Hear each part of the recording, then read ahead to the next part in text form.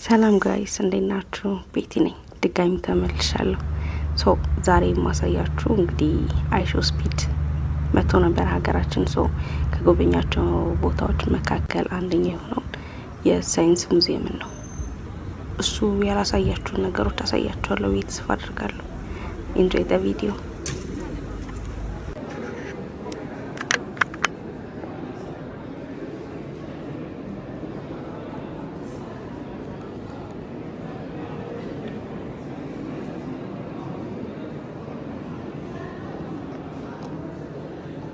ወይም ደግሞ አሁን ላይ ለምን ሴክተሮች እየተጠቀሙ ነው?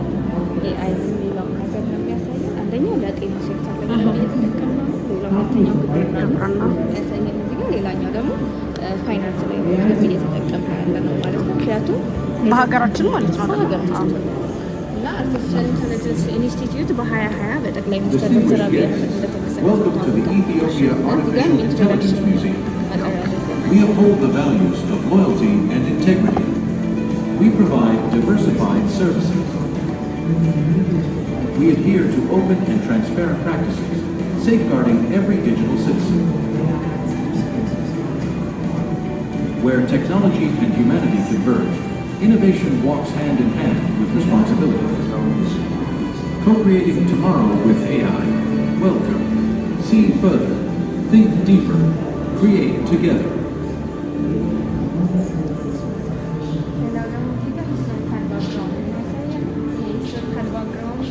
የኤአይ አይዲያ ከመጀመሪያው ጀምሮ 1950 ላይ አላን ቱሪንግ ነው መጀመሪያ ላይ የምናገኘው። እዚህ ጋር ሶስት አላን ቱሪንግ የሚለው ማሽን የሰራ ሰው ነው 1950 ላይ ማለት ነው። እና ማሽኖች ልክ እንደሳስበው ሰው መርዳት እንደሚችል ያሳየን የመጀመሪያው ሰው። ሁለተኛ ላይ ደግሞ ጆን ማካርቲ አለ። ጆን ማካርቲ ደግሞ የአርቲፊሻል ኢንተለጀንስን አይዲያ ለሙሉ ለዓለም በ1956 በዳርትማውዝ ኮንፈረንስ ላይ ያስተዋወቀ ሰው እና የኤአይ አባት ተብሎ የሚጠራ። ሶስተኛ ላይ የምናገኛቸው ደግሞ ጠቅላይ ሚኒስትር ዶክተር አብይ በ2020 የኢትዮጵያን አርቲፊሻል ኢንተለጀንስ ኢንስቲትዩት እንዲመሰረት ትልቁን አስተዋጽኦ ያደረገ።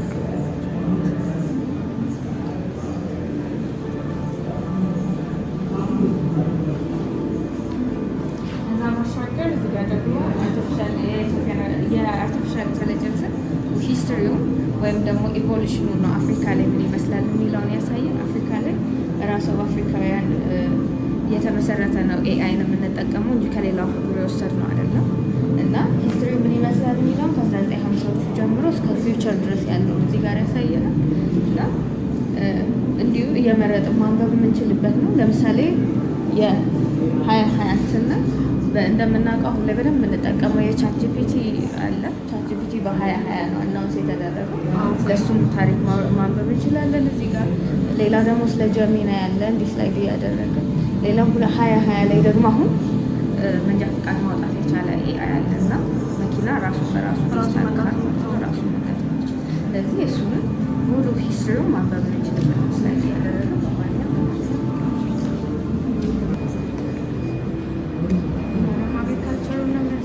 ፊውቸር ቤት ነው። ከዚህ በኋላ ያለው ወደፊት ምን ይመስላል የሚለው ነው እያየንበት የምንሄደውና የአይን ጥቅም ማለት ነው። እዚህ ጋር ያለው የኮምፓሪዥን የአግሪካልቸር በኤአይ የታገዘው አግሪካልቸርና ትራዲሽናል ነው የሚያሳየን እና ይሄኛው አግመንትድ ሪያሊቲ ይባላል። እስካን እያደረገ ነው ስለነ ሊሊ እዚህ ጋር ቡና፣ እዚህ ጋር ስንዴ ያለ፣ እዚህ ጋር ቡና፣ ስለነሱ ነገሮች የሚያብራራሉ። እንዲህ ስናዞረው ስለ ቡና ወደ ቡናው ስናደርግ ስለ ቡና ተክል ያመጣልናል ማለት ነው። እንዴት የአንድን የቡና ተክል ቅጠሉን ራሱ አንስተን ምን ያህል ፔስቲሳይዶች መለየት የምንችልበት። እዚህ ሁለተኛው ላይ ስናደርገው ካላሊሊ እንዲያዞሩ። ካላሊሊ ምንድን ነው? ናሽናል ፍላወራችን ናት፣ አበባ ናት። ይቺ ነጯ ነች።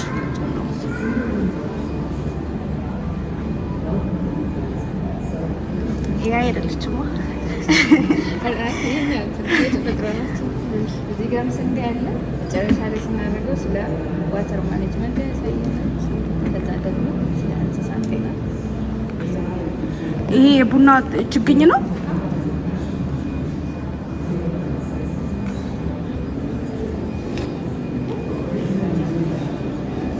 ይሄ ህይወት ያለው ስንዴ ነው ወይንስ አይደለም?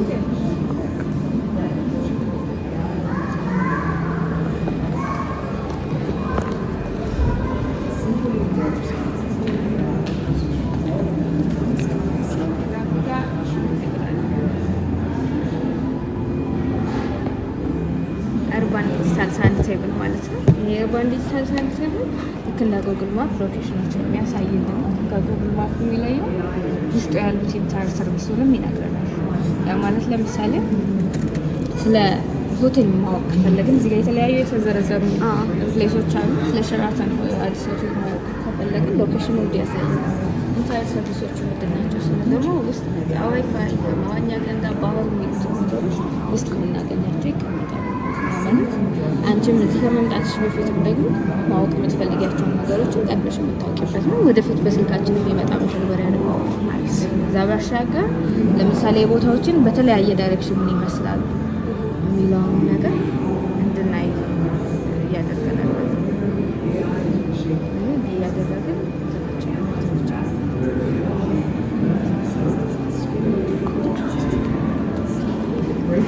የጤና ሴክተር የፊውቸር ሄልት ስቴሽን ምን ይመስላል የሚለውን ነው እዚህ ጋር የሚያሳይ። የጤና ሴክተር እዚህ ጋር የተለያዩ የዲዚዝ አይነቶች ናቸው ያሉት።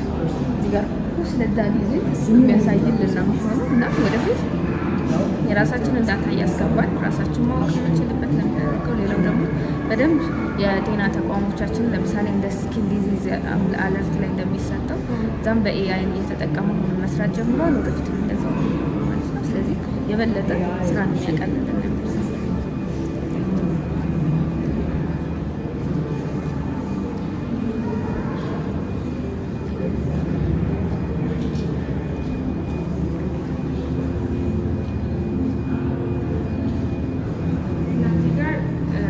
ባውንደሪ ኦፍ ኤአይ አለ። ይሄ ኢቲካል ባውንደሪ ኦፍ ኤአይ የሚነሱ የተለያዩ ጥያቄዎች አሉ። ለምሳሌ ኤአይ ፍትሃዊ መሆን ይችላል፣ ኤአይን የሚተካል የሆኑት መሰል ነገሮች ናቸው አሉ። ኤአይ እኛን ይተካል መስሎ ማለት ተስቢያለሽ? አይ ዶንት ቲንክ አይመስለኝም።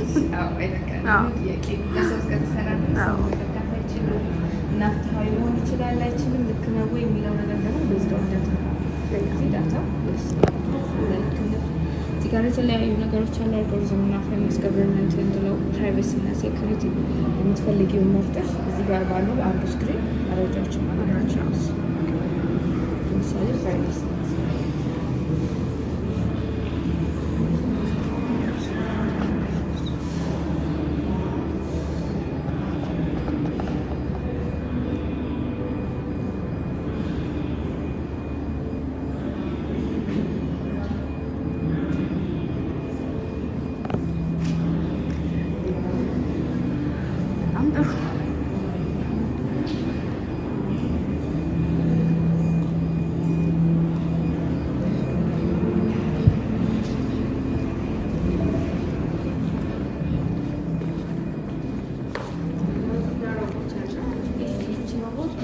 አርቲፊሻል ኢንቴሊጀንስ ኢንስቲትዩት አሲምብል የተደረገች የተገጣጠመች ሮቦት ነው እና መንቀሳቀስ ትችላለች። ሰውን ሰላም ማለት ትችላለች።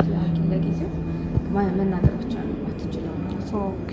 እና አሁን ቻርጅ ላይ ሆና ነው ካንቀሳቀሷት በኋላ ነው። እሺ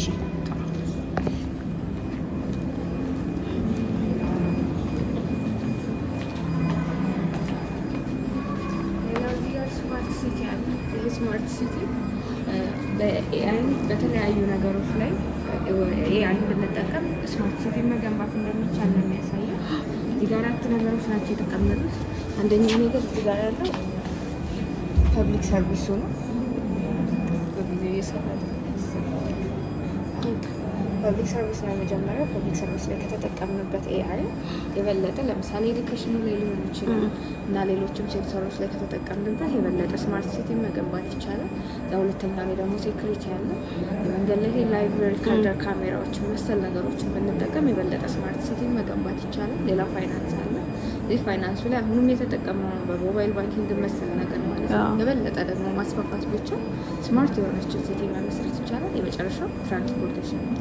ትራንስፖርቴሽናችን የበለጠ ቢስተካከል እንደውም የነዳጁን ላጥቶ ወደ ኤሌክትሪክ መሸጋገር ቢቻልና ሌሎች ደግሞ ሰልፍ ድራይቪንግ ካሮችን አሁን እየመጡ ስለሆነ እሱን መጠቀም ብንችል የበለጠ ስማርት ሲቲ ማለት ነው።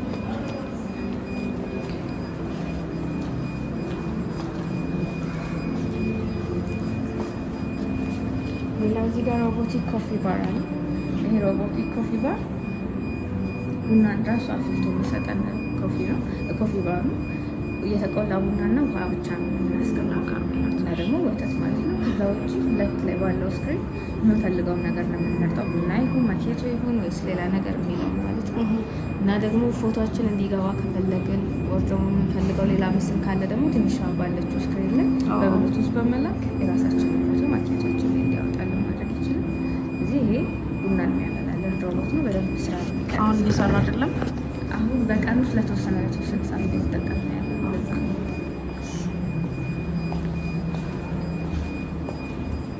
ሌላው እዚህ ጋር የቺዝ ማሽን አለ። ይሄ ቺዝ ከሌላው ቤታችን ካሉት ቺዞች የሚለያቸው ከኤአይ ጋር መጫወት ስለሚቻል ነው። አንድ ሰው ከኤአይ ጋር ቁጭ ብሎ መጫወት ይችላል። ስለዚህ ኤአይ የራሱ ሙቭ ነው የሚሄደው፣ ሰው የራሱ ሙቭ ማለት ነው። ግዴታ ሁለት ሰው አያስፈልገውም ከኤአይ ጋር ለመጫወት። ልክ ቪዲዮ ላይ እንዳለው መጫወት እንችላለን። ይችኛው ፈረስ የለች አንዷ ስለተወሰደች ነው የራሱ የሆነ ማግኔት ስለሚያስ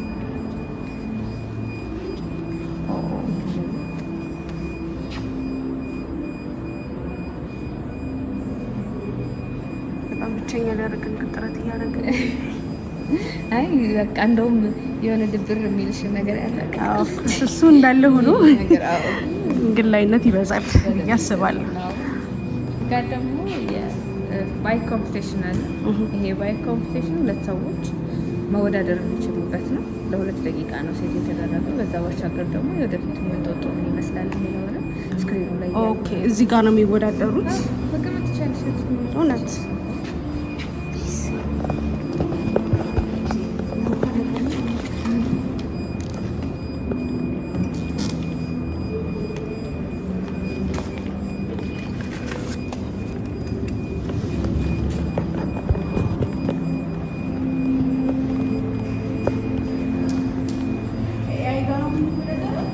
አይ ሰው ያስፈልግሽ ነበር በርግጥ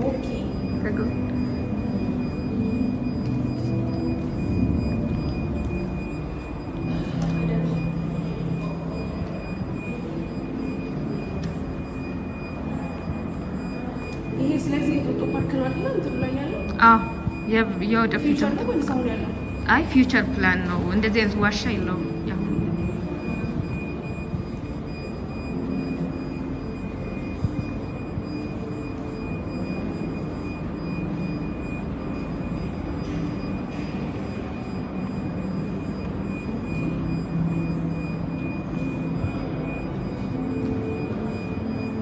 አሁን እየተሰራ ነው። አይ አልተጀመረም ገና ፕላኑ ነው የወጣው።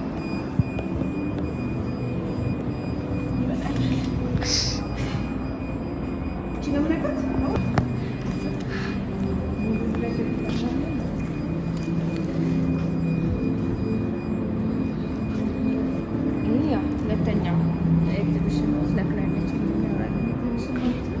እዚህ ጋር ወርልድ ክላይሜት ማፕ አለ ከ1884 እና 2020 ዲፍረንስ የሚያሳየን ቴምፕሬቸር ዲፍረንስ ሰማያዊ የሆነበት ቦታ ላይ ቴምፕሬቸሩ ዝቅ ያለበት እና ክላይሜት ቼንጅ ያልተባባሰበት ነው። ቀይ እየሆነ ሲመጣ ደግሞ ቴምፕሬቸሩ በጣም የጨመረበት እና ክላይሜት ቼንጅ የተባባሰበት ነው የሚያሳየን ማለት ነው። እና ውስጥ ደግሞ በደንብ ዲፍረንሱ ማለት ይችላል። እሺ እሺ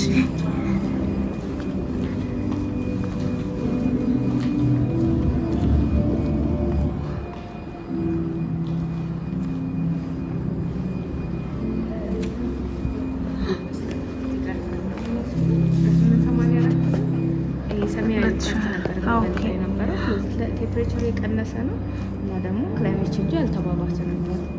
2024 ላይ ግን በጣም ተባብሷል እና ደግሞ ቴምፕሬቸሩን በዛው ልክ ጨምሯል ማለት ነው። ያ ደግሞ በባክግራውንድ ጋር ያሳያል። ሰሞኑን ዝቅተኛ እንደነበር 2024 በጣም እንደጨመረ ያ የሆነበት ደግሞ ምክንያት ምንድን ነው ካለ ወደፊት አንደኛው ናቹራል ኮዝ ነው ያለው፣ ሁለተኛው ደግሞ ሂውማን ነው። ሂውማን ኮዙ ነው የሚበልጠው እውነት እንደምናገር ማለት ነው። ዲፎረስቴሽን ያለ ዛፎችን የምንቆርጠው ነገር፣ እዛ ደግሞ ቆሻሻዎችን በአንድ ቦታ ማከማቸት፣ ከመኪኖቻችን የሚወጡት ጭሶች አሉ፣ ከፋብሪካዎች የሚወጡ የከተማ መስፋፋት፣ እነዚህ ነገሮች እንደ ሂውማን የምናነሳው እንደ ተፈጥሯዊ ደግሞ የቮልካኒክ ኤራፕሽን እንደሚሳተ ገሞራ ፍንዳታ እንዳለ። ስለዚህ የሰው ስለሚበልጥ የኤግዚቢሽን ዓላማው የሰው የመቀነስ ነው። ኦኬ በጣም ጥሩ። ሌላው በዚህ እየተባባሰ ከቀጠለ ምንድነው የሚፈጠረው? የመጀመሪያው የስነ ምህዳር መዛባትና የስነ ምህዳር መዛባት የምንለው ነገር እንስሳቶች ከሀቢታታቸውን እየለቀቁ ይሰደዳሉ ማለት ነው። ምክንያቱም ውሃ ሳይኖር ይቀራል፣ ድርቅ ስለሚፈጠር ማለት ነው። በዚሁ ከቀጠለ ከውሃ በታች ያሉትም እንስሳቶች ይሞታሉ። ከውሃ በላይ ያሉትም ደግሞ በጣም ድርቅ ሲኖር ይሰደዳሉ። ይህ ምንድን ነው የሚባለው? ሰደድ እሳት የሚባለው ነገር ስለሚፈጠር ጭምር ማለት ነው። የቦታው እንዲሞቱ ያደርጋቸዋል። ሌላኛው የውሃ ሀብታችንን እየቀነሰ ነው የሚሄደው። ጎርፍም ሲሆን አደጋው ነው። ከዛ ደግሞ እየቀነሰም ሲሄድ ደግሞ እየተነነ ድርቅ እያንዳንዱ ሀይቆችም ጭምር እየደረቁ እንዲሄዱ ያደርጋቸዋል ማለት ነው። ከዛም ደግሞ ከኢንዱስትሪ የሚወጡት ደግሞ የተለያዩ ፍሳሾችም ደግሞ ወንዞቻችንን ይበክላሉ። ያንን ውሃ የሚጠጡ ሰዎች አሉ። የሰዎቹ ደግሞ ጤና በዛው ልክ ይጎዳል። ሌላው የግብርናና የምግብ ዋስትና አለ። እሱ ማረጋገጥ አንችልም። ምክንያቱም ድርቅ ካለ ሊኖር የሚችለው ረሃብ ነው እንጂ ምርታማነት ሊሆን ስለማይችል ማለት ነው። ይህም በዛው ልክ እየቀነሰ ይመጣል። የሁላ ነገር ተንከባሉ ደግሞ ኢኮኖሚያችን ላይ ነው የሚወድቀው። እንደ ግለሰብም እንደ ሀገርም ኢኮኖሚያችን ይጎዳል ማለት ነው። ኢትዮጵያ ላይ ደግሞ ያጋጠመው ከክላይሜት ቼንጅ ጋር የተገናኘ ነገር ምንድን ነው ካልን የአየር ንብረት ለውጥ በኢትዮጵያ በርካታ ተግዳሮቶችን ፈጥሯል። ተደጋጋሚ Climate change in Ethiopia has brought significant challenges, including more frequent የአየር ንብረት ለውጥ በኢትዮጵያ በርካታ ተግዳሮቶችን ፈጥሯል። ተደጋጋሚ የግብርና ምርታማነት፣ የውሃ እጥረትና የጤና መጓደልን አስከትሏል። በኢትዮጵያ ውስጥ በሚሊዮን ለሚቆጠሩ ሰዎች የአየር ንብረት ለውጥ የሩቅ ስጋት ብቻ አይደለም፣ የዕለት ተዕለት ትግል ነው እንጂ። በሚሊዮን የሚቆጠሩ ህዝቦች በድርቅና በጎርፍ አደጋዎች ተጠቅተዋል። የአካባቢ ሁኔታ እየተለወጠ ሲመጣ ለወባና ኮሌራ ያሉ በሽታዎች እየተበራከቱ ነው። ደግሞ የካርቦን ፉትፕሪንት አለ። እዚህ ጋር የራሳችንን ዳታ አስገብተን ምን ያህል ካርበን ልቀት ላይ ምን ያህል አስተዋጽኦ እያደረግን ነው፣ ምን ያህል ዛፍ ብንተክል ደግሞ የመፍትሄው አካል እንሆናለን የሚለውን የመፍትሄ ክፍል ነው። ይሄ መምረት የምትፈልጊ ከሆነ መምረት ይቻላል። በግለሰብ ነው ማለት እንደ ግለሰብ ነው። ግለሰብ ምንድን ነው አሁን ማደርገው? ስም አስገቢ እዚህ ጋር የምትፈልጊ ካለ አግሽ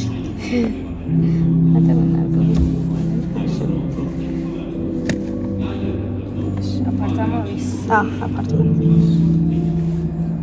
ከዛ ደግሞ የቤት ውስጥ ማሞቂያ ትጠቀሚያለሽ? አልጠቀም፣ ማሞቂያ የለም።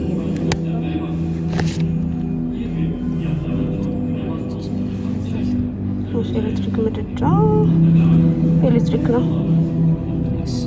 በሳምንት ምን ያህል ቀን? ሰባቱንም ቀን። ከዛ በቀን ምን ያህል ሰዓት ይጠቀማሉ? ከአንድ ሰዓት እስከ 2 ሰዓት ሜቢ። ኤሌክትሪክ እቃዎች ካውያ? አዎ። እሱም በሳምንት 2 ቀን 3 ቀን 2 ቀን። ምን ያህል ደቂቃ? ምን ያህል ደቂቃ? 10-20 ደቂቃ። ማቀዝቀዣ ኤቭሪዴይ 24 ሰዓት። ቲቪ 2 ሰዓት ካየው ነው አላይም። 1 ሰዓት ውሃ ማሞቂያ ኤቭሪዴይ። ውሃ ማሞቂያ በሳምንት 3 ቀን። እዛም በደቂቃ 10 ደቂቃ 15።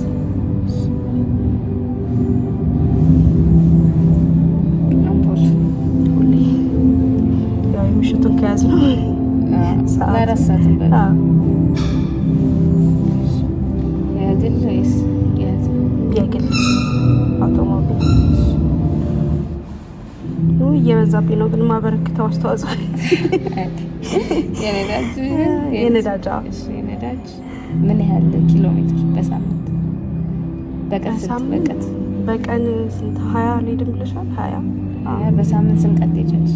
ይሄ 5 ቀን አቬሬጅ። በእግርሽ? በእግሬም እሄዳለሁ። ምን ያህል? በቀን ስንት ኪሎ ሜትር? 2 እሄዳለሁ። 2 አይበልጥም። በሳምንት ስንት ቀን ይሄን ታደርጊ? ይሄንንም 5 ቀን አድርጊ። አመጋገብ የዶሮ ስጋ? አዎ። በሳምንት ስንት ቀን? አቬሬጅ 2 ቀን። አትክልት 4 ቀን የበሬ ስጋ 2 ቀን 1 ቀን ቆሻሻ አወጋገድ በቀን በሳምንት 6 ቀን በሳምንት 2 ቀን እሺ እንደገና ጥቅም ላይ የምታውይዋል ተጠቅመሽ አይ የልብስ ማጠቢያ ማሽን በሳምንት 1 ቀን ከዛ ደግሞ የገላ መታጠብ ሁሌ ነው ኤቭሪዴይ ለስንት ደቂቃ ማለት 20 ደቂቃ ይሄ ኬጂ ነው 1514 ኬጂ ነው የምታበረክችው ማይ ጋድ ብዙ ነው አይደለ? አይ እዛ ጋር እናየዋለን። እሺ 1514 ኬጂ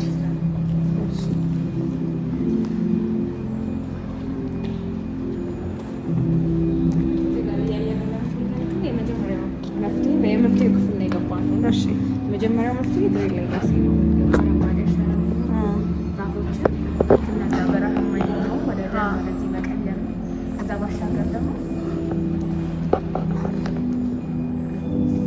መኖሪያ ቦታዎቻችን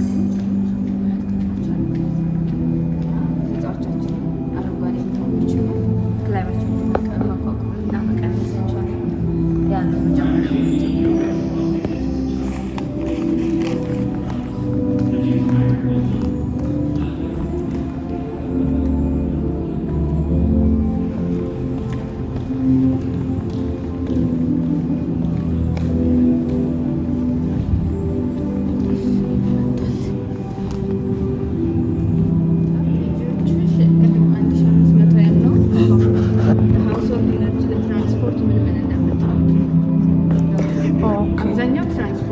ትራንስፖርት የነዳጅ ልቀት ላይ ነው ማባከል እና ስንት ዛፍ ግን 9 ዛፍ በአመት ብትተኪ እውነት ኧረ ከዛ በላይ ተክላለሁ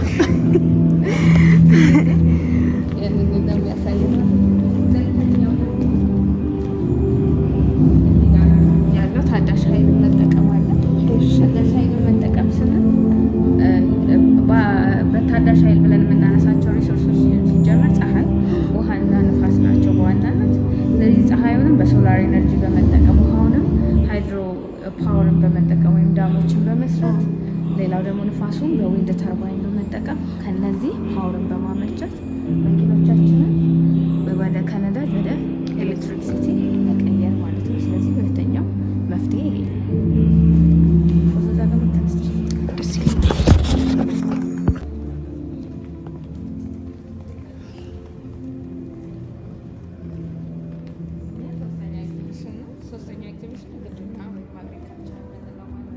እሺ ለሀገር በተለይ ሰዎች ደግሞ ባክቦን የምንለው አይነት የጀርባ አጥንት ነው። እዚህ ጋር መጀመሪያ ላይ የምናገኘው እኛም ጋር በየቀኑ የምናገኘው የምንችለው ጤፍ ነው። የጤፍ ሰብሉ ምን ይመስላል የሚለውን ነገር ነው እዚህ ጋር ያስቀምጠው። ከዛ ደግሞ የጤፍ አይነቶች ስንት ናቸው ካሉ ደግሞ 3 አይነቶች ነጭ ጤፍ፣ ከዛ እዚህ ጋር ቀይ አለ፣ እዚህ ጋር ደግሞ ሚክስድ ወይም ሰርገኛ የምንለው የሁለቱ ድብልቅ ማለት ነው። እነሱን ነው እዚህ ጋር የምናገኘው። ጤፍ እንደዚህ ነው ሲያድግ። እነዚህ ጤፎቹ ከዚህ ውስጥ ነው የሚወጡት። ከዛ ደግሞ ታሪኩ ምን ይመስላል፣ እንዴት ነው የተገኘው ጤፍ የሚለውን ደግሞ እዚህ ጋር ግድግዳው ላይ ያስቀምጠናል። በአጭሩ ለመናገር ያክል በጭጋጋማው በኢትዮጵያ አካባቢ ላይ በአንድ እረኛ ነው ጤፍ የተገኘው። ያም እረኛ በጎችን የሚጠብቅ እረኛ ነበረ። ከነዚህ ከሚጠብቃቸው በጎች አንዱ ይጠፋበታል። እሱን ፍለጋ ብዙ ይከራከራል፣ ግን ሊያገኘው አልቻለም እና መጨረሻ ላይ ተንበርክኮ ወደ አምላኩ መጸለይ ጀመረ። ልክ ጸሎቱን ጨርሶ ሲነሳ ይህን አይነት ወርቃማ ፍሬዎች ያገኘ ሳላገኘ እነዚህን ወስዶ ቤቱ ይወቃውና በብዙ ቦታ ላይ ይዘሩታል ማለት ነው። ከወራቶች በኋላ በጣም ብዙ ምርት አገኘ። ስለዚህ ተአምረኛው ጤፍ ብለው ሰየሙት። እሱ ማለት ደግሞ ትርጉሙ ከአምላክ የተሰጠ ገጸ በረከት ማለት ነው። ጤፍ የተገኘበት አንዱ ሌጀንድ ወይም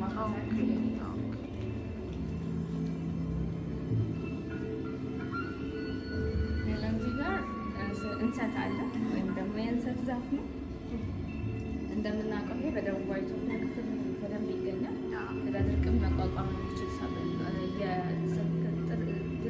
ሊቋቋም የሚችል የተክል አይነት ነው። ከዛ ባሻገር ለብዙ ነገሮች ነው የሚጠቅመው። አንደኛ ለምግብነት ይሆናል። ቆጮ ይወጣል። ቆጮ ቡላ ምንለው ማለት ነው። ከዛ ባሻገር ደግሞ ቅጠሉ ልክ ለዳቦ መጋገሪያ እንደ ኮባ ያገለግላል። ሌላ ከውስጡ የሚወጣው ነገር ቃጫ ነው። ለኮንስትራክሽን እንጠቀመዋለን ማለት ነው። እሱ ብዙ አይነት ጥቅሞች ያሉት የተክል አይነት ነው።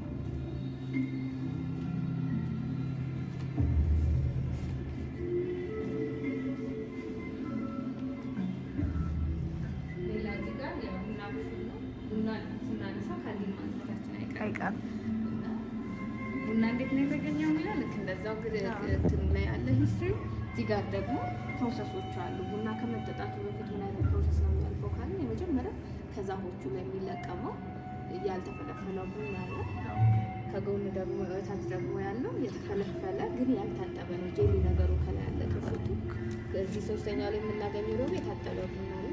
እዚህ በአራተኛው ላይ ተቆሎ መጨረሻ ላይ የተፈጨ ማለት ነው። ይህም ፕሮሰስ አልፎ ለመጠጥነት ይቀራል።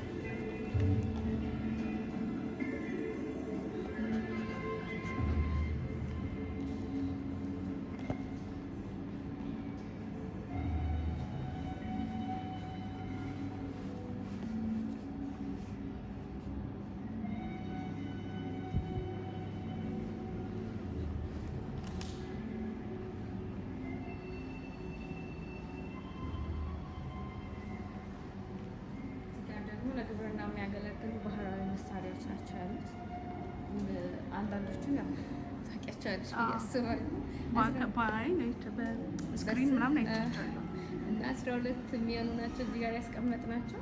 በዋናነት ሁለቱም ታውቂያቸዋለሽ ብዬ አስባለሁ። ሞፈር ምናምን የሚባለው ይሄኛው ነው። ሞፈር ይሄኛው ነው ሞፈር።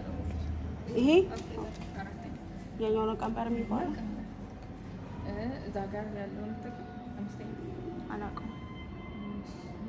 ምንድን ነው መንሽ ይባላል። ምን ማድረጊያ ነው ይሄ? እንደዚህ የሚያዘሩበት ሰብሉ ከተሰበሰበ በኋላ ማለት ነው።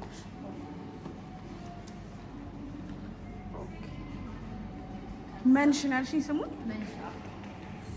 እዛ ጋር አለ 10 ቁጥርም ታውቂያለሽ? 10 ማጭድ ነች። ታወቃት አገልግል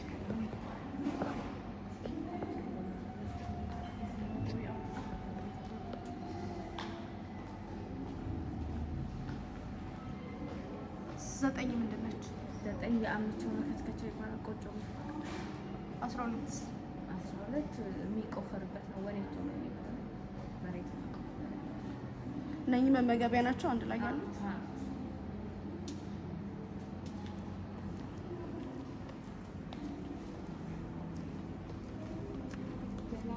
ስንመጣ ደግሞ አፈር አይነቶች አሉ። ኢትዮጵያ ውስጥ የተለያዩ አይነት የአፈር አይነቶች አሉ። እስከ ወደ 18 የሚሆኑ የአፈር አይነቶች ተዘርዝረዋል። ከዛ ምን ያህል ፐርሰንት ይገኛሉ፣ ስማቸው ማን ነው፣ የት አካባቢ ይገኛሉ የሚለው ደግሞ እንደዚህ ታች ጽፈናቸዋል ማለት ነው። ለምሳሌ የኛ ክሪሶል ነው 0.03% ነው ኢትዮጵያ ውስጥ የሚገኘው እና ወደ ላይ የሚያሉት እንደዛ 0.03% ዌስተርን ኤሪያ ላይ ነው በዋናነት የሚገኘው እና ኢትዮጵያ ውስጥ ከሚገኙ የአፈር አይነቶች ሁሉ በጣም ዝቅተኛው ክሪሶል ይሄኛው የሶይል አይነት ነው። ለምንድን ነው የምንጠቀመው? ይሄ ብዙ ለአግሪካልቸር ያጠቃል። ሰፊው ደግሞ የትኛው ነው ከተባለ ይሄኛው ነው። ካምቢሶል በጣም ብዙ ኢትዮጵያ ውስጥ የሚገኘው ካምቢሶል ነው። 31.5% ኢትዮጵያ ውስጥ ይገኛል። ያም ደግሞ የተገኘበት ምክንያት ሁለቱም ከፍተኛውን ቦታ ላይ ኢትዮጵያ፣ ዝቅተኛውን ቦታ ላይ ስለሚገኝ ነው ብዙ በብዛት የተገኙ። ሌላው ለአግሪካልቸር በደንብ ተስማሚ ነው። ለጤፍ፣ ለስንዴ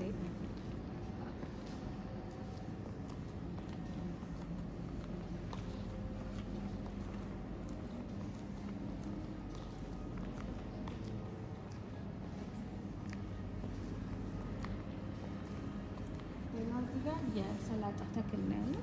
ናቹራል ሰላጣ ተክሎች እውነት ልንካው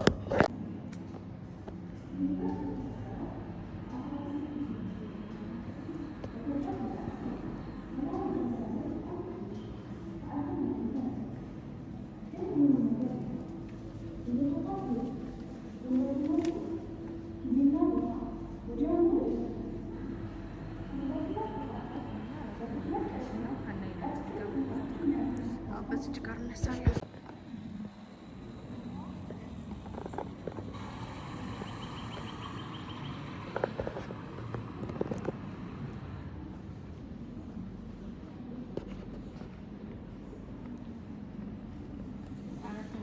ኤጁኬሽን ነው። ስለ ውሃና ኤነርጂ የምናይበት ነው። እዚህ ጋር ያለችው ስክሪን ላይ የምናገኘው በመጀመሪያ ስለ ውሃ አመጣጥ ነው። ከአንድ ጀምሮ የምትነግረን ማለት ነው። ከሃይድሮጅንና ከኦክሲጅን አይተም እንደሆነ ከጥቃቅን ነጠብጣቡ ጀምሮ ነው የምታስረዳ። እንደመጣን ታውቃለች። ሰላም። በዚህ አስደናቂ የውሃ ኤግዚቢሽን የምንመራው እኔ ውሃ ነኝ። በሚያስደንቅ የውሃ ታሪክ ከየት እንደመጣ ዓለማችንን እንዴት እንደሚቀርጽ ህይወትን እንደሚደግፍና ሁላችንም እንደሚያገናኘን በሚያስደንቅ ጉዞ ስወስዳችሁ በጣም ደስተኛ ነኝ። ወደ ውስጥ ዘልቀው ለመግባትና የውሃን ድንቅ ነገሮች በጋራ ለመቃኘት ዝግጁ ናት? ምን ልጓዝ? በዙሪያው ያለው ነገር እጽዋት፣ እንስሳት፣ እርሱም አንድ የሚያመሳስለን ነገር አለ፣ ውሃ። ግን ይህ ሁሉ ውሃ ከየት እንደሚመጣ ጠይቀው ያውቃሉ? በምድራችን ላይ ውሃ ጉዞውን እንዴት ጀመረ? እስኪ ሰዓቱን ወደኋላ መለስ ብለን ወደ አስደናቂ የውሃ ምዕራፍ ታሪክ እንዝለቅ። ዩኒቨርስ የተፈጠረው ከ13.8 ቢሊዮን ዓመታት በፊት በከባድ ፍንዳታ ነው። ገና መጀመሪያ ላይ በጣም ትንሽ ከአተም ያነሰ ነበር፣ ግን ሁሉንም ነገር ይዟል። እየሰፋ ሲሄድ ጉልበትና ቁስ፣ ጊዜና ቦታ ወዲያውኑ ወደ ህይወት መጡ። ጉልበትና ቁስ አካል በፍጥነት ቀዝቅዘው ጥቃቅን ቅንጣቶችን የያዘ ሙቅ ፕላዝማ ፈጠሩ። በጥቂት ደቂቃዎች ውስጥ እነዚህ ቅንጣቶች ተጣምረው የመጀመሪያዎቹን አተሞች በዋነኛነት ሃይድሮጅንና ሂሊየም ፈጠሩ። በጊዜ ሂደት በግዙፍ ኮከቦች ውስጥ ግፊትና ሙቀት የኒውክሌር ውህደትን አስነስቷል። እንደ ሃይድሮጅንና ሂሊየም ያሉ ቀላል ንጥረ ነገሮችን ወደ ከባድ ካርቦን፣ ኦክሲጅንና ሌሎችን ተቀየሩ። እነዚህ ኮከቦች በብርሃን ያበሩ ነበር፣ ነገር ግን ህይወታቸው አጭር ነበር። ነዳጃቸው ባለቀ ጊዜ በኃይልና ሱፐርኖቫ ውስጥ ፈንድተው የኮከብ ሀብታቸውን በአጽናፈ ዓለም ውስጥ በትነዋል። የእነዚህ ፍንዳታ ፍርስራሾች በውሃ ውስጥ ተጉዘው አዲስ በተፈጠሩ ንጥረ ነገሮች የበለጸጉ ደመናዎች ፈጠሩ። ከጊዜ በኋላ የስበት ኃይልን እነዚህ ደመናዎች አንድ ላይ በማሰባሰብ የራሳቸውን ፀሐይ ጨምሮ አዲስ የከዋክብት ትርኢትና በዙሪያቸው ያሉ ፕላኔቶችን ወለዱ። ከዚያም በጠፈር ጥልቀት ውስጥ ጥቃቅን ሃይድሮጅንና ኦክሲጅን አተሞች በአቧራ ቅንጣቶች ላይ ተገናኙ። በጣም ትናንሽ በረዶ መሳይ ክርስቲያኖች ፈጠሩ። ኤችቶ ሞለኪውሎች። እኔ ውሃ ቴንኪ ውሃዬ።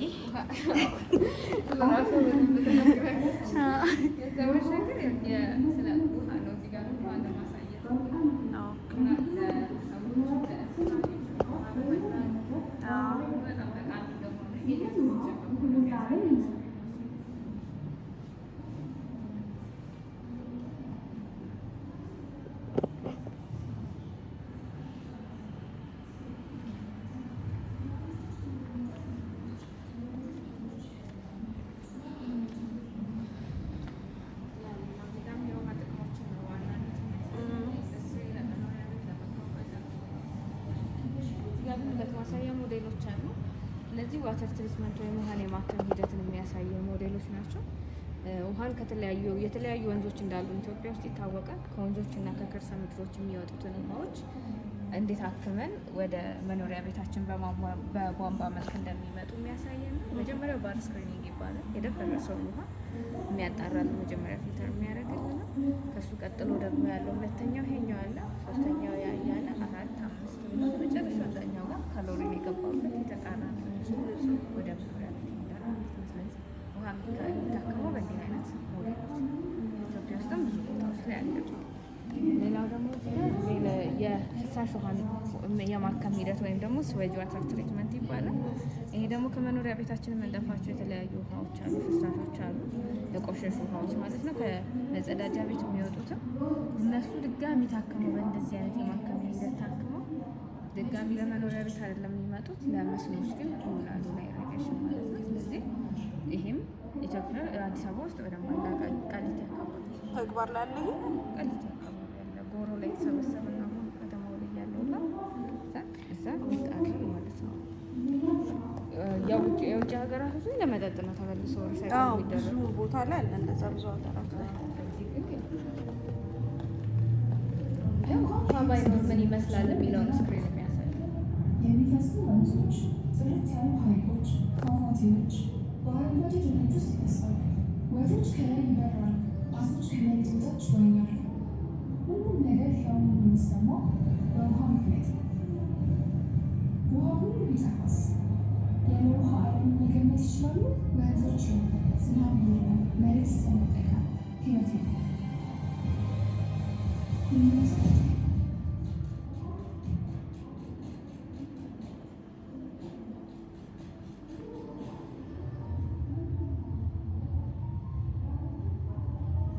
ይህ የሳይንስ ልቦለድ አይደለም። በአንዳንድ ቦታዎች አስቀድሞ ይሆናል። ነገር ግን ይህ ስለ ውሃ መጥፋት ብቻ አይደለም። ስለ ዓለም የሚሰሩት የጥንት አሰራሮች መገለጥ፣ በአንድ ወቅት ህይወትን አንድ አድርጎ ስለነበረ ነገር መበላሸት። ውሃ ሲጠፋ ወንዞችን ብቻ አያደርግም። የምናውቀው ሁሉ ከስር መሰረቱ ያጠፋል። እጽዋት ይጠወልጋሉ፣ ሰዎች ይርቃሉ፣ ከተሞች ይጠማሉ። ውሃ ማለቂያ እንደሌለው አድርጎ የሚያስተናግድ ስልጣኔ ገንብተናል። የበለጠ እንገነባለን፣ የበለጠ እንበላለን፣ የበለጠ እናባክናለን። እና አሁን የዘረጋቸው ቦሩ ላይ የተሰበሰበው ወደ ቃሊቲ ነው የሚሄደው ለመጣራት ፕላኔታችን የበለጠ ትሞቃለች። የበረዶ ግግሮች ይቀልጣሉ። ዝናብ የማይታወቅ ይሆናል። ያለማስጠንቀቂያ ይመጣል። ይህ ከመቼውም ጊዜ በላይ ይቆያል። ሌላኛው የኢነርጂ ሴክሽን ነው። ያ መጀመሪያ ፀሐይ ነው የምናገኘው። ኢትዮጵያ 98.1% የሚሆነውን ኢነርጂ የምታገኘው ከታዳሽ ኃይል ነው። 98.1%። እና እዚህ ጋር የመጀመሪያው ፓወር የምናገኝበት ምንጭ ሶላር ነው፣ ወይም ደግሞ ፀሐይን ተጠቅመን የምናመነጨው ኃይል ማለት ነው። ይህ አይነቱ ሶላር እዚህ ህንፃ ቴራሱ ላይ፣ ሌሎችም ቦታዎች ላይ በየቤቶቻችን የምናገኛቸው ነው። ትንሽ ለየት የሚያደርገው ይሄ ነው፣ ወደፊት የሚመጣው የሶላር አይነት ማለት ነው። ይሄኛው የሶላር አይነት ራሱ ፎሎ እያደረገ የሚሄደው ዳይሬክሽን ሶላር የፀሐዩን ነው የሚከተለው። ስለዚህ የፉል ላይ መሰብሰብ የሚችል የሶላር አይነት ነው። ይሄ የለም አሁን ላይ በሌላ ዓለም ላይ አለ፣ ግን እዚህ እየተጠቀምነው አይደለም። ስለዚህ ወደፊት የሙሉ ቀን የሚሰበስብልና ከዛ ባሻገር ህንፃዎቻችንን በሶላር ማልበስ ይችላል እና ያም ደግሞ የተሻለ ሶላር ኢነርጂ እንዲያመነጭ ያደርገዋል ማለት ነው። ሌላው እዚህ ጋር ታላቁ የህዳሴ ግድብ አለ። ታላቁ የህዳሴ ግድብ እዚህ ጋር ሪል ላይፍ ሞዴሉ ነው ያለው። ውሃው በጀርባ በኩል ነው የሚሞላው እና ደግሞ ከዛ ውሃ የተረፈው ደግሞ በዚህ ጋር ስፒል ያለች ይመጣል። የተርባይኑ ስለዚህ ጋር 6 ተርባይን አለ፣ እዚህኛው ጋር 7 ተርባይኖች አሉ እና እነዚህን ተጠቅሞ ነው ፓወር የሚመነጨው ማለት ነው። እንዴት ነው ውስጡ ምን ይመስላል? እዚህ ደግሞ እዚህ ጋር ውሃው እንዴት ነው የሚሰራው? ከተርባይኑ ካለ ውሃው መጀመሪያ ኮንቴነር የሚሆነው ከጀርባ የሞላ ነው ያሉት እና በእነዚህ አይነት ቲዩቦች ያሉትና እዚህ ጋር ያለው ነው ተርባይኑ። ስለዚህ ትልቁን ስራ የሚሰራ ይሄ በጣም ባህል ነው የሚሽከረከረው። እዚች ጋር ፓወር ሃውስ አለ የሚመነጨው ፓወር የሚገባበት። ከዛ ደግሞ ሲሽከረከር እየመታው የሚያልፈው ደግሞ ውሃ አለ። እዚህ ጋር የሚያልፈው ውሃ ወደ ኢጅፕት የሚሄደው ውሃ ነው። ስለዚህ የውሃ መጠኑ አልተቀነሰ፣ ግን የተጣራና ንጹህ ውሃ ነው ወደ ኢጅፕት የሚሄደው። ደለሉ ጸጥ ይቀር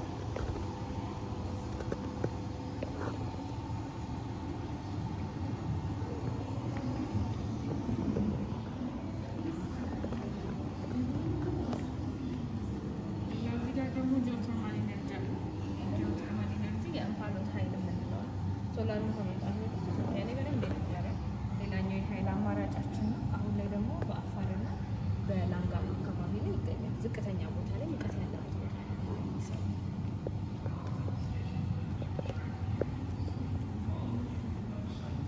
ጋር ደግሞ ዊንድ ኢነርጂ አለ። ዊንድ ኢነርጂ ይሄኛው የዊንድ አይነት ኢትዮጵያ ውስጥ በደንብ አለ። አዳማ ያለው ነው። አዳማ ሸጎዳ የምንለው ቦታዎች ላይ ያሉ አሉ። እዚህ ጋር ደግሞ ሁሉ ፊቸር ነው ልክ እንደ ሶላሩ የንፋስ አቅጣጫ እየተከተለ የሚዞር ነው። እዚህ ጋር አንዳንዴ ቆመው የምናያቸው ንፋስ ሲቀየር ነው ይቀየር።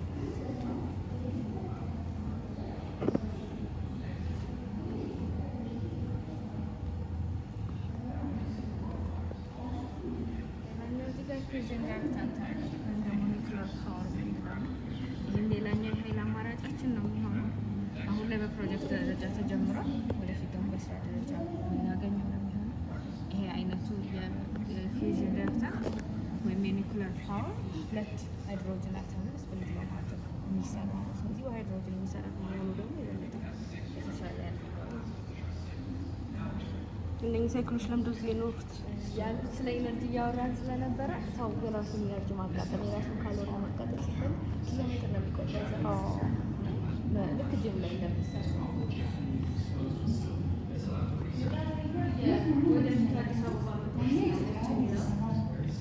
መውጣት እንችላለን። ያዞረኛል ግን እኔ እማዬ የምር ያዞራል።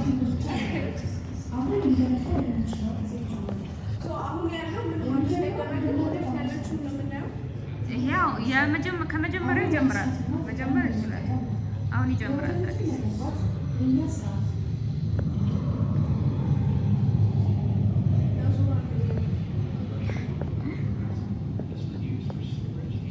እንደውም ከአዲስ ዛሬ በጊዜ ውስጥ የሚያነሳ ጉዞ እናደርጋለን። እሺ ጉዞ ጀምር። አሁን ከመሬት እንነሳ። እንዳይፈራ 5 4 3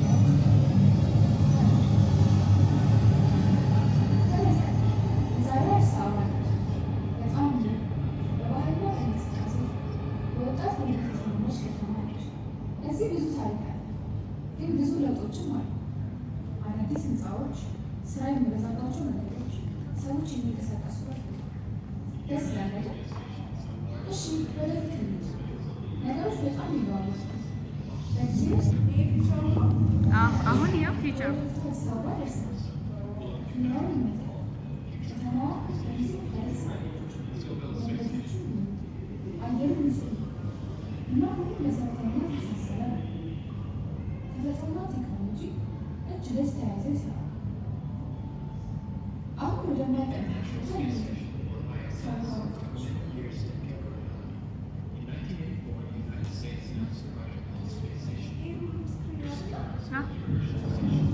እዚህ በውሃ ውስጥ ያለ ህይወትን ሰዎች ውሃ እየጠበቁ ለመኖርና ለመስራት ብዙ መንገዶችን አሉ። ቴክኖሎጂዎችን ፈጥረዋል። አይኑ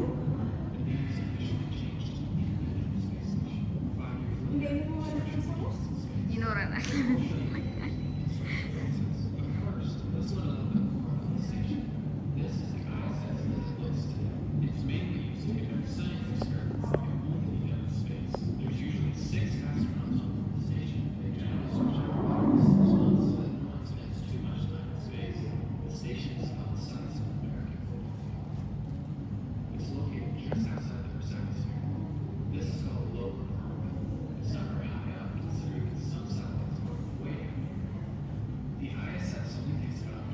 አሁን ደግሞ የኢትዮጵያ ኢኮኖሚክስ መግባቢያ ለመዳሰስ ተዘጋጁ።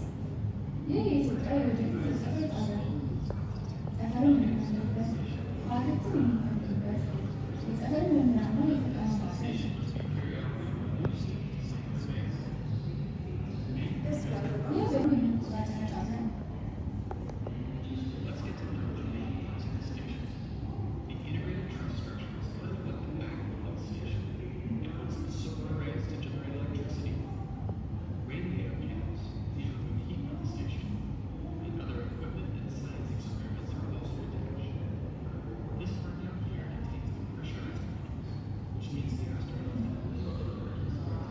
ይህ ሁሉ የምትመለከቱት በእኛ ኢትዮጵያውያን የተሰራ ነው።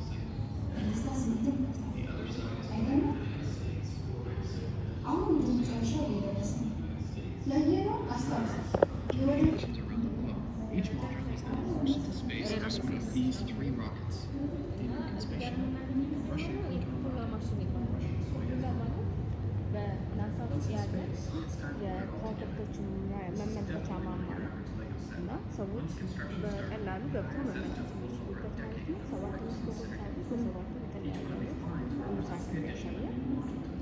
እዚህ ጋር ደግሞ ስታርላይነር መንኮራኩር ይባላል ወይም ደግሞ ሮኬት ወደ 7 ሰዎች መያዝ የሚችል ይሄ የስታርላይነር አይነት ነው። እና እዛ ጋር ያለው ደግሞ ሲሙሌተር ነው። ሰዎች እስኪ እንዴት ነው ቴክ ኦፍ ማድረግ የሚችለው ማምጠቅ የሚችለው መልሼ ደግሞ እንዴት ነው ማስገባት የሚችለው የሚለው ልክ እንደዛ ቪዲዮ ላይ ልክ Estimated contact, a little bit more than 2 minutes. Crossing 2 minutes to contact right now.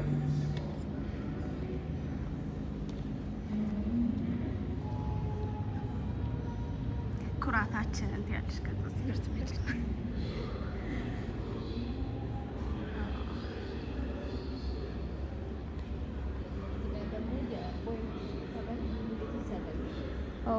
የፕሌኑ ማለት ነው። የፕሌኑ ሲሙሌተር ያለበት ነው። ሌሊ ቆርጠሻል በኋላ እነሱ ሲጨርሱ እሺ። እና የፓይለቱ እና የኮፓይለቱ ቦታ አለ። ፓይለቱ ቦታ ላይ ሆነች ኮፓይለቱ አሲስት የሚያደርግ ስለሚሆነ ይሄኛው ሲሙሌተር በጣም ሬሉ ሲሙሌተር ነው። ወይም ፓይለቶችን ለማብረር ከሚጀምሩበት በፊት አፕትሬን የሚያደርጉት በዚህ አይነት ነው። ትክክለኛ በትምህርት ናቸው ውስጥ ቀልት ያሉት ማለት ነው። የሚያድርስ ነው። ከዛን ደግሞ እንጀሪ ታረጊ ነገር መሞከር ይቻላል። እሺ ሞክራለን እንጨርስም። ከዛ ደግሞ ትራፊክ ኮንትሮል አለ። የኤር ትራፊክ ነው። የኤር ትራፊክ ትራፊክ ኮንትሮል ኦፊሱ ምንድን ነው የሚመስለው? ኦኬ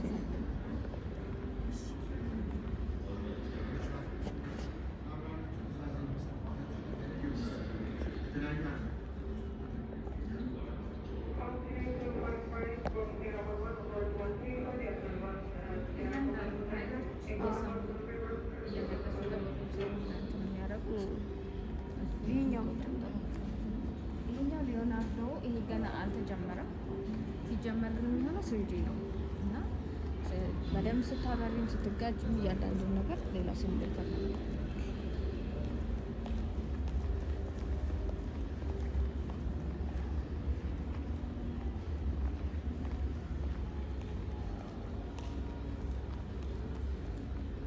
ሌላ ደግሞ እዚህ ጋር ለመጀመሪያ ጊዜ ኢትዮጵያ ላይ ላንድ ያደረገች የፕሌን ሞዴል ናት ያለች።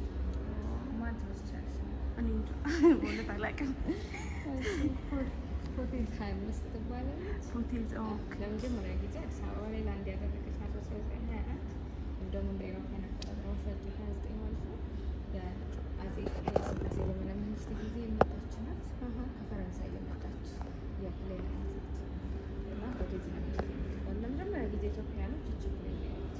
እሺ እነኚህ ድርጅቶች ምንድን ናቸው? ኤርባስ፣ ቶታል ኢነርጂ፣ ኢትዮጵያን ኤርላይንስ ለምንድን ነው እነኚህ የገቡት? አላቃቸውም። በርግጥ እዚህ ጋር የገቡት ልክ ከኤርላይንሱ ጋር አብረው የሚሰሩ ናቸው። እዚህ ጋር የተቀመጡት ከኢትዮጵያን ኤርላይንስ ስለሆነ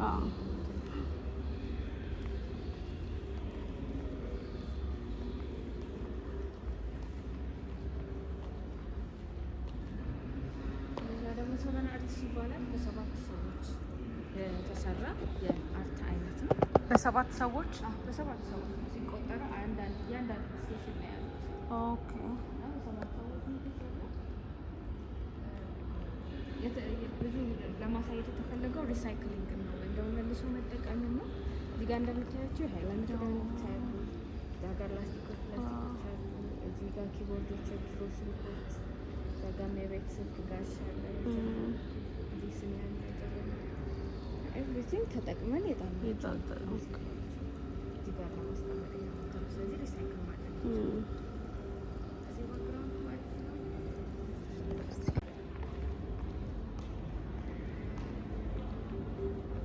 ጋር ደግሞ ፊውቸር ኤርባስ አለ። ወደፊት የሚመጣ የኤርባስ ነው ያለው። ብዙ ሰዎችን መያዝ ይችላል። ከዛ ባሻገር ግን ለየት የሚያደርገው በሃይድሮጅን የሚሰራ ኤርባስ ነው።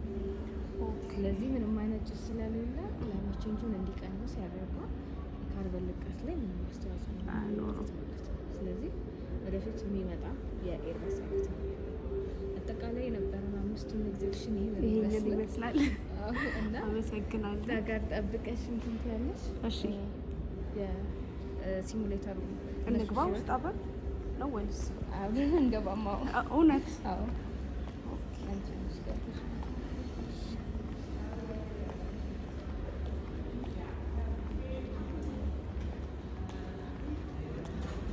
ወይም ደግሞ ለመጥቀስ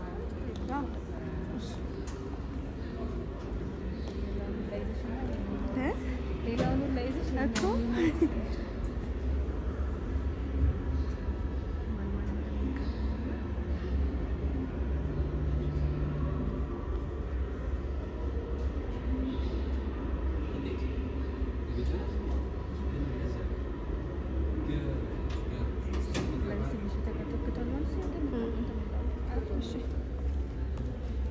እንትኖቹ ያምራሉ በጣም። ይሄ ቅጠሎቹ ለየት ለየት ብለውብኛል። ለምንድን ነው?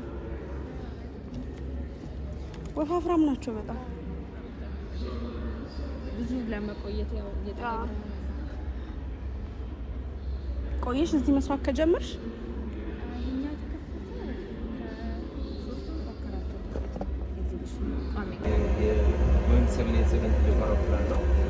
ብዙ ፓርቶች አሉ፣ ብዙ ኮምፖነንቶች አሉ። ግን እኛ ቤዚካሊ ዋና ዋና የመኪኖች አሉ የምናየው ሰፊ ስለሆነ ማለት ነው። ቴክኦፍ እና ላንድ ለማድረግ ነው ምንድነው የኛ ትርት ማለት ሁለት ነው የሁለት ኢንጂን ማለት ነው። ገባ ስናደርገው አርፒኤሙ እንጨምራለን። እዚህ ላይ ትጨምራለች ማለት ነው። አሁን በኋላ አንቺ ትንሽ ገባ ታደርጊያለሽ እስከ ግማሽ ይኸኛው 40 ይደርሳል። 40 ሲደርስ ችግር ነገር አለች ጫን ታደርጊያለሽ ይጀምራል ማለት ነው። አንዴ ከተነሳ በኋላ በዚህ ነው ኮንትሮል የምናደርገው። ይህንን ዮክ ይባላል። የትሮትል ላይ ደግሞ ዮኩ ለምንድን ነው የምንጠቀመው? እንዴ የምንፈልገው ፍጥነት ላይ ስንደርስ ለምሳሌ ስፒዱ ከዚህ ጀምሮ 150 ሲደርስ ግራ ተሳብ ስናደርግ ይነሳል ማለት ነው። ወደፊት ደግሞ ገፋ ስናደርግ ዳውን ያለ። ሌላው ደግሞ አሁን ኢፌክቱ ማለት ተሻለ እስቲ ወደ ራስ ሻርክ ስለዚህ ይሄ በቂ ነው እንደዚህ ወደዚህ ለማሳብ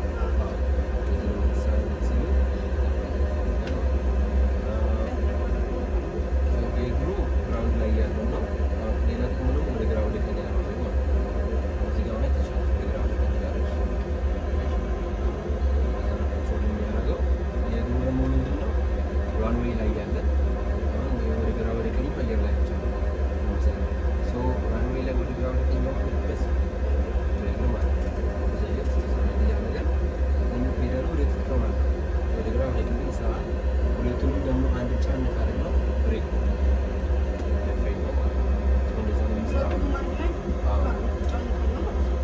ወደፊት ፍሬን ነው። ለብቻ ከሆነ ደግሞ ወደዚህ ያንቀሳቀሳል። ጎማው ነው። ጎማው አሁን ዳውን ነው። አንዴ ከተነሳም በኋላ ወደ ውስጥ እንመለሳለን። ሳብ አድርገን ከፍ እናደርጋለን ወደ ውስጥ እንዲገባ ዋና ዋናዎቹ እንደዛ ናቸው። ግን አሁን ወደ ላይ ሳብ ስናደርግ እንደዚህ በስደርስ ማለት ነው። አንዴ እዛ ከደረሰ በኋላ እንደዚህ ሳብ ስናደርግ ነበሩ በቀና ቦታውን መልሳለን ማለት ነው። ከሱ ካለፈ ደግሞ ችኛ ትንሽ የቆመቶ እዚህ ጋር ከሆነች እና እዚህ ጋር ከሆነች አልፋ ወደ ታች አድርገን እዚህ ጋር ዞን ካራጋስ ደርስ ደርስ ሌላ ደግሞ ሄድን ደግሞ ዲግሪ ነው ዲግሪ ማለት ነው። ሁለት ላይ ያሳየናል። አንዱ መጀመሪያ ዲግሪ ነው። ሌላው ደግሞ የፕሌናችን ነው። ፕሌናችን ከዛኛው ወጣ ጋር ይለያያሉ ላይ ነው። የኛ ጎል ምንድን ነው? ወደ ግራ ወደ ቀኝ ያደረገን አንድ ላይ ማምጣት ነው።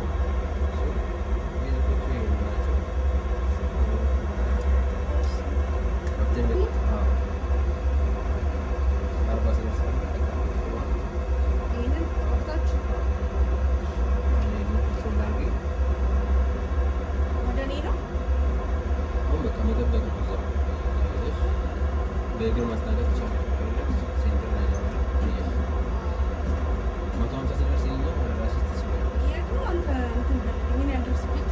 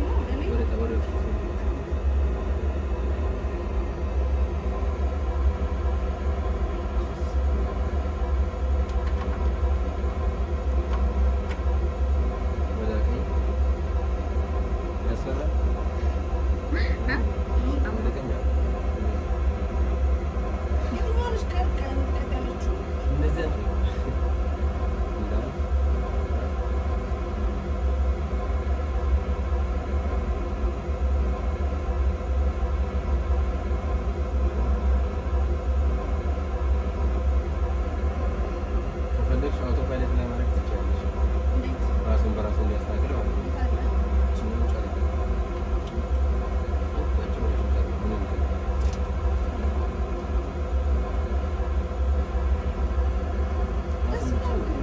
ሰው ጭነሽ ቢሆን በቃ ተዘቀዘቁ እንደ መኪና እንግዲህ ያለ እና የኛ ብዙ ነገሩ እዚህ ላይ ነው የምታየው። ከዛ በራሱ ማስተካከል ከተደረገ እቺን ቻለ ታደርጋለች ነው አሁን ጠፋ። አሁን ራስሽ ነው ወደ ግራ አደረገች።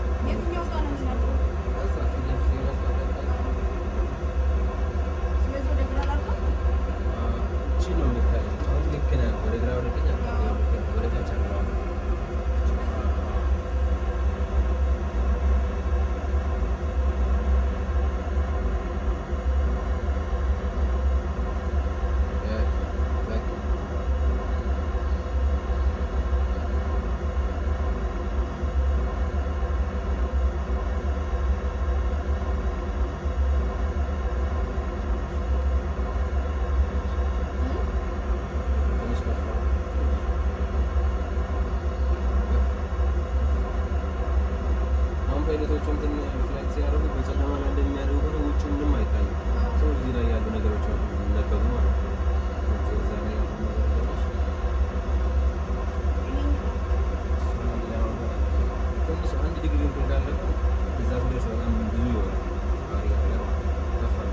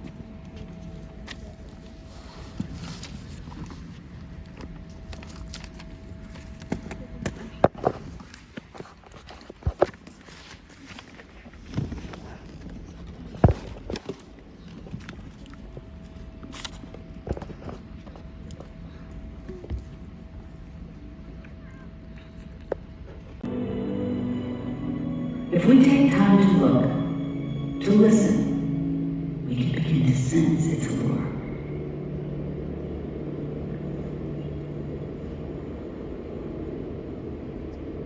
We start to see ourselves as connected to a wider world, seemingly far removed but fundamentally familiar, as fundamental as finding food. An early morning multitude of birds, sandpipers, avocets, and curlews, probe the shoreline for invertebrate prey, and this tall white egret stands stock still, waiting to grab its breakfast. Some animals acquire their food with a more dramatic flourish.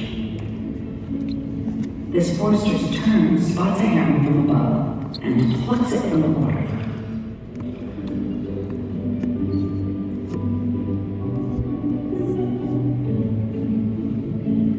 We animals can't produce energy on our own. We need to eat.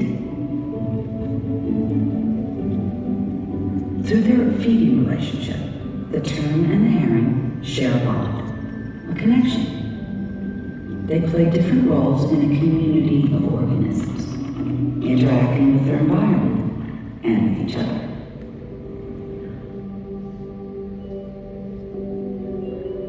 Ecosystems lack hard boundaries, but we can recognize in this place the elements of a network, actions that define a web of connections.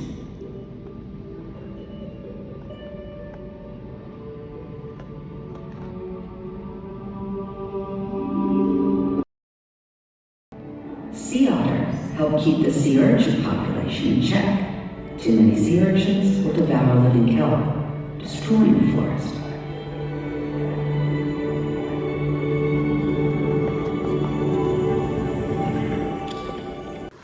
ሶ ጋይስ አብራችሁኝ ስለቆያችሁ ስለተከታተላችሁኝ ቪዲዮን ስላያችሁልኝ ከልብ አመሰግናለሁ። ሰብስክራይብ ማድረግ ቤተሰብ መሆን እንዳትረሱ። በሚቀጥለው ደግሞ በሌላ ቪዲዮ አገኛችኋለሁ። ባይ ቤቲ ነኝ።